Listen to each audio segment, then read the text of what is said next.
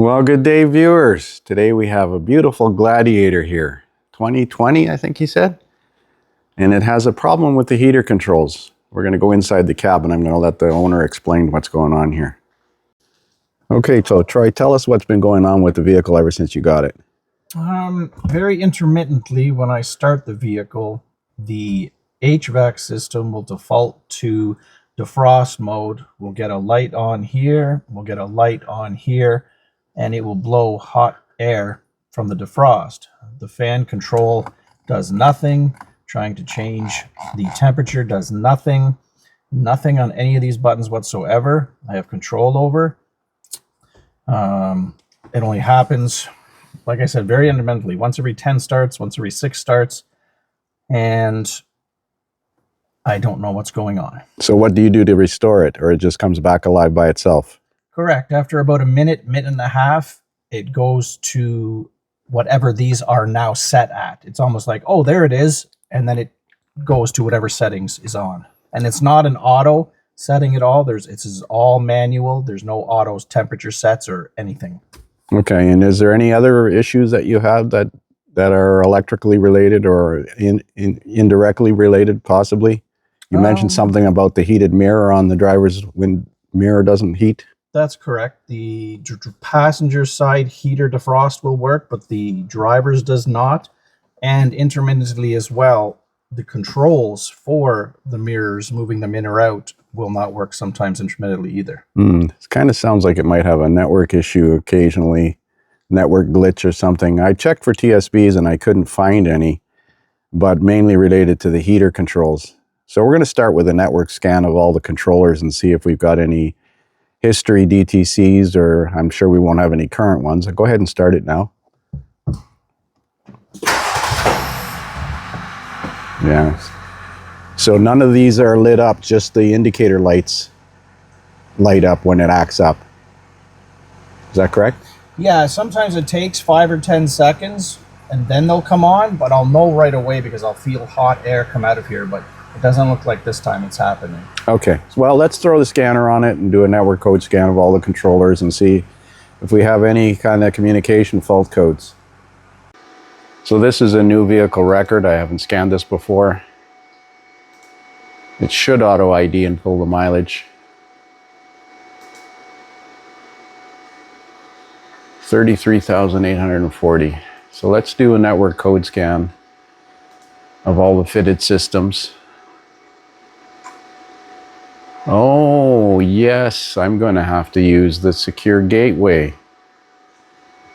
Well, I digress.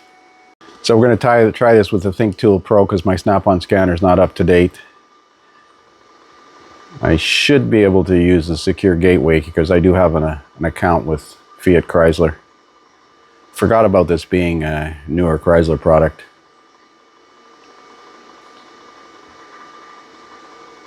I've got a clean battery charger on it so we can have the key on for a while.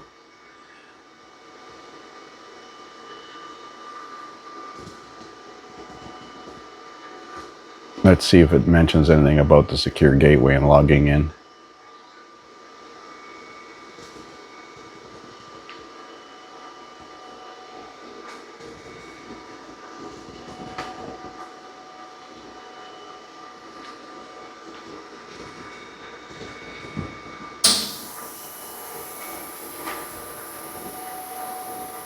Please upgrade to the latest version of the software. Okay, so I'm going to do that. So I'm going to attempt to unlock the secure gateway here.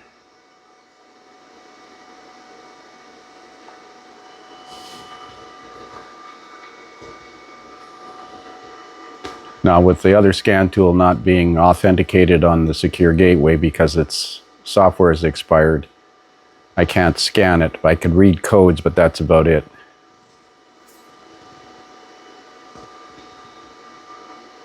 Now, it did mention there was a software update for Chrysler, but I didn't do it.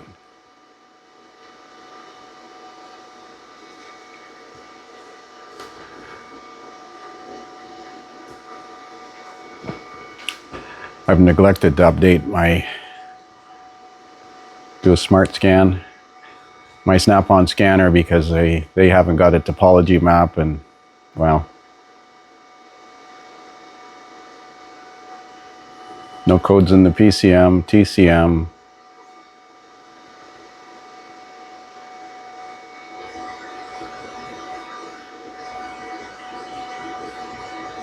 A couple codes in the body control module.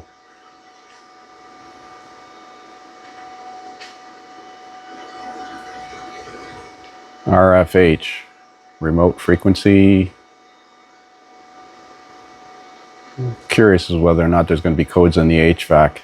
Mind you, it may not have codes in the HVAC unless that's a separate component. The controls might be separate from the actual HVAC unit.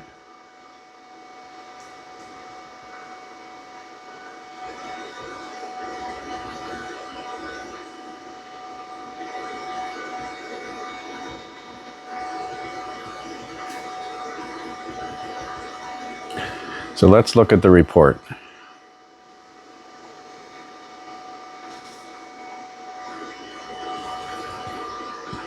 Let's see what kind of codes we have.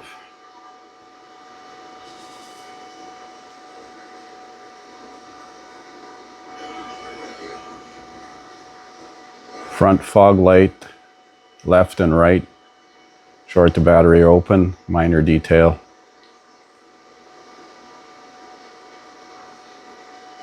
Radio frequency hub, that's tire pressure monitor. Remote keyless entry, key fob number 2, battery low, minor detail. Heating, ventilation.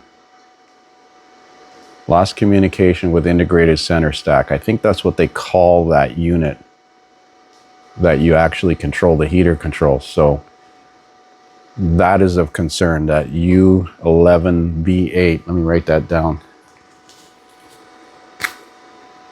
U11B8-00. Now we have no baseline information on this vehicle. Comfort steering wheel. Lost communication with the center stack. Another module complaining about it. U11B800. So let's save this report. And then we'll do a network code clear because we've got the report.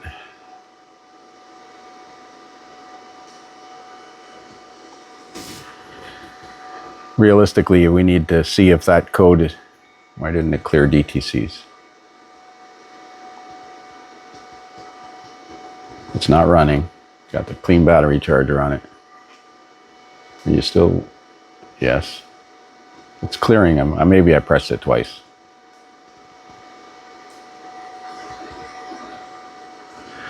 So we're going to do some investigating on the information system about this U11B8 code and see if there's any cases on it. Star connector. So I've loaded the vehicle in Identifix and I'm doing a keyword search for a U11B8. Lost communication with center stack. No cases on it. No TSBs on it, at least not to Identifix.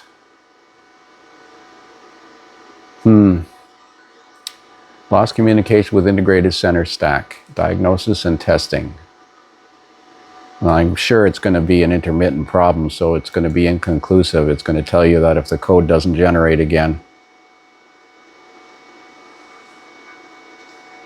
Communication diagnostic procedure must be performed before replacing any component.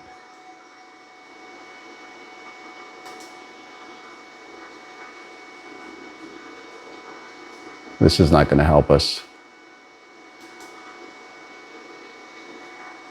Wow.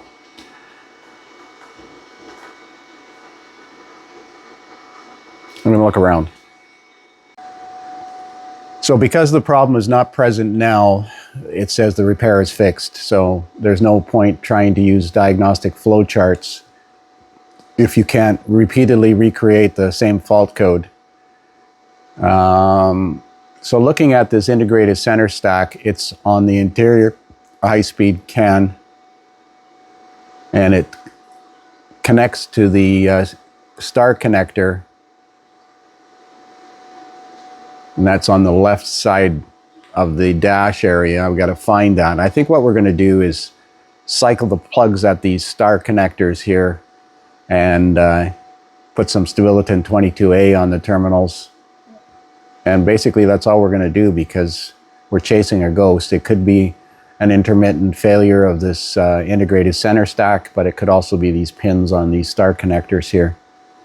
Now, normally if you're on the OE information site, this would be a hyperlink. It would actually show you where the connector is. And these diagrams are huge when you try to print them. This is what it actually looks like in real life. It's huge. And it's nearly impossible to print. I haven't found a way to print these diagrams other than taking screen captures and printing portions of the diagrams. So we're going to find this interior high-speed CAN connector, star connector, and clean the terminals or deoxidize the terminals and put stability 22A on them. Let's locate that connector if we can. So I finally found a picture to locate this connector. CSCB connector, star CAN IHS body, and CSCIP, so CSCB. So that's on the right side.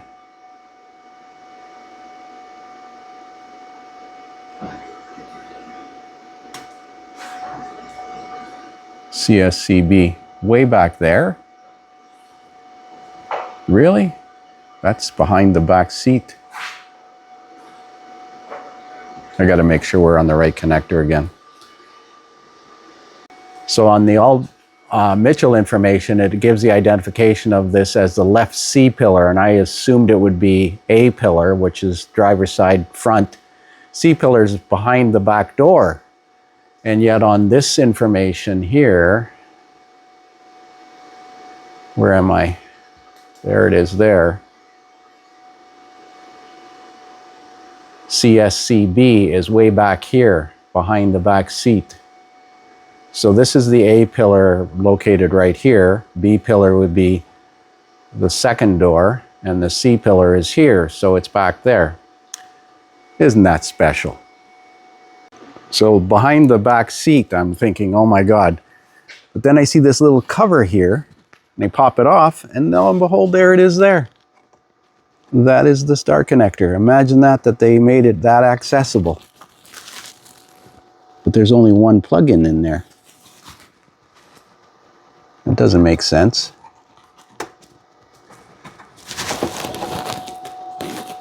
There's only one plug-in there.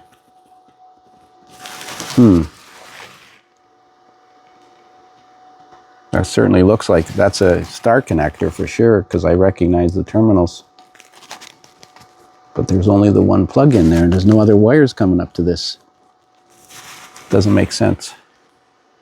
So we're actually looking for connector star CAN IHS IP, which is on the right side of the dash. That connector for the body would only be used if the vehicle had blind spot detection sensors in the tail lights. So the left tail light assembly, the right tail light assembly would be connected to it. This vehicle's not equipped with that.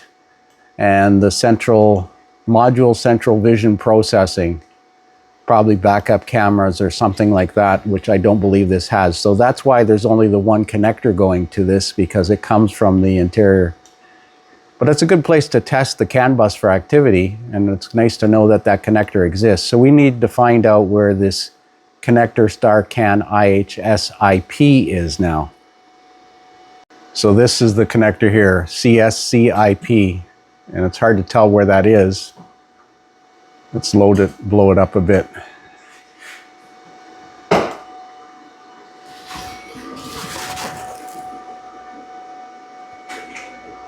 I can't blow it up any further than that. Oh, wait.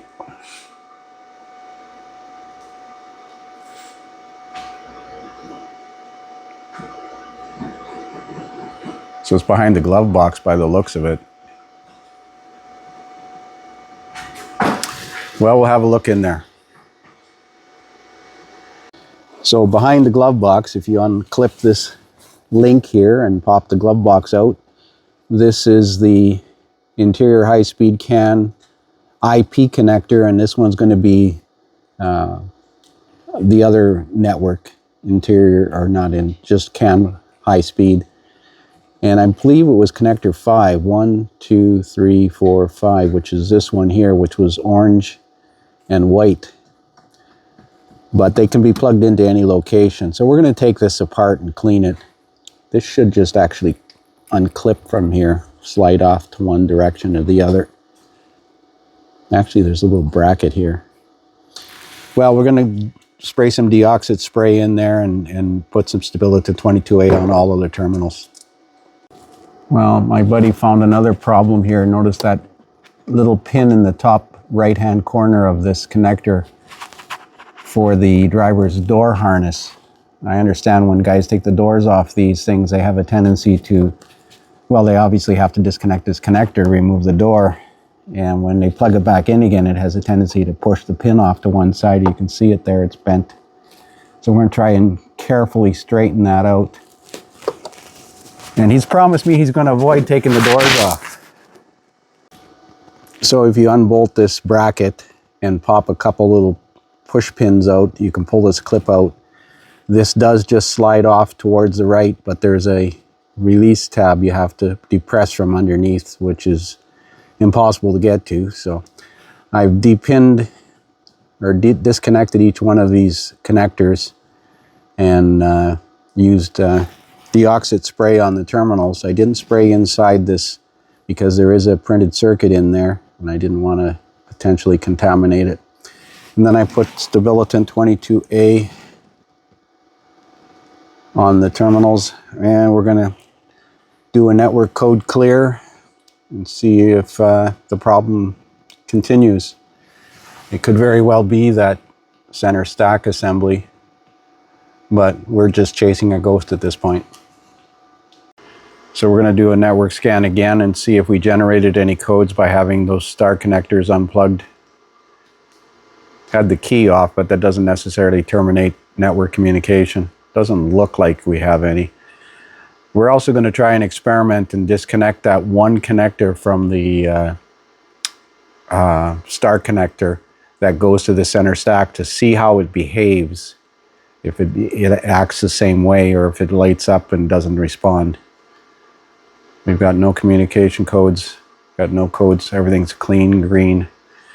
So we're going to try that just for the hell of it.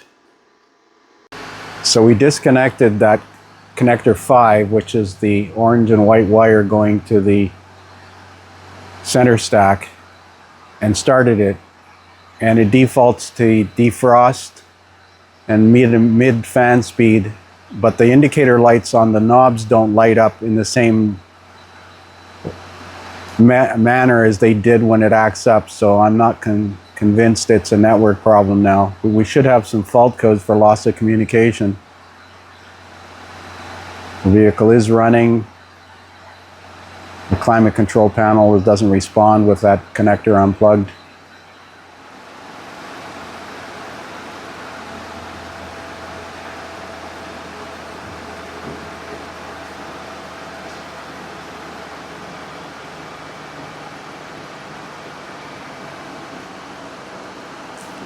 So we got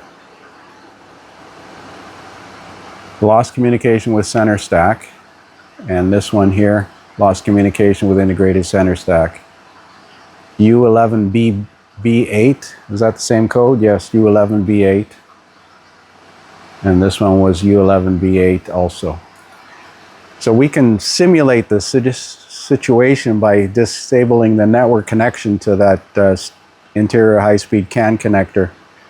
But I'm not convinced that that's the problem, but time will tell. So I've reconnected it. We're going to do a code clear. Key on, engine off, of course. Failed to unlock the secure gateway. Maybe it's not going to clear. Probably because I had the scan tool disconnected. And actually my power went off a minute ago, so I may have to reset my modem. Let's start over again. So I had to re-log into the secure gateway because I had a power bump here. My hydro went off for a minute, so my modem probably disconnected. Let's try another smart scan. Interesting that it allowed me to scan it, but it wouldn't allow me to clear the codes. Now we have some codes in the PCM.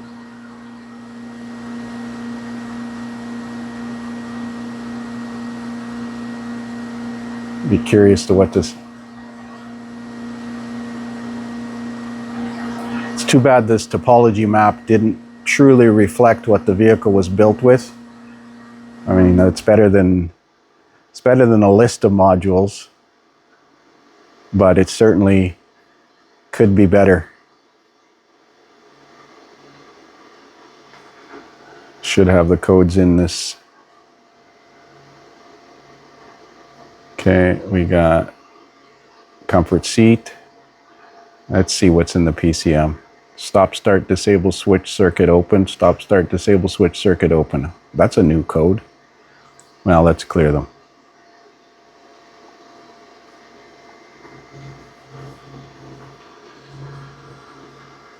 Where's that stop, start switch? Is it on the door? So you didn't have that disconnected with that connector.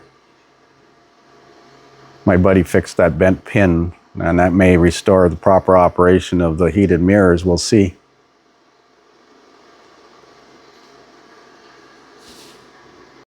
So fixing that bent pin in that connector by the A-pillar on the driver's door fixed the heated mirror. It's now working. So we're going to have to assume that that was the pin. And now, would that affect the operation of the power mirrors? Maybe if it was a ground terminal, but we're going to leave it at that. And he's going to drive the vehicle, obviously, and report back if there's still a problem with that heater control.